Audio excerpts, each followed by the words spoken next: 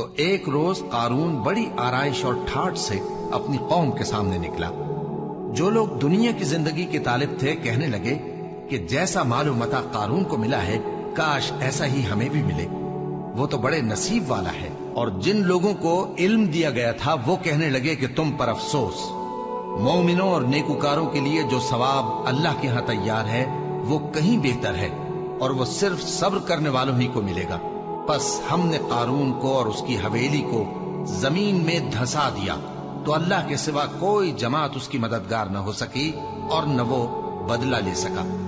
اور وہ لوگ جو کل اس کے رتبے کی تمنا کرتے تھے صبح کو کہنے لگے ہائے شامت، اللہ ہی تو اپنے بندوں میں سے جس کے لیے چاہتا ہے رزق فراخ کر دیتا ہے اور جس کے لیے چاہتا ہے تنگ کر دیتا ہے۔ اگر اللہ ہم پر احسان نہ کرتا تو ہمیں بھی دھسا دیتا۔ ہائے خرابی، کافر کامیاب نہیں ہوتا۔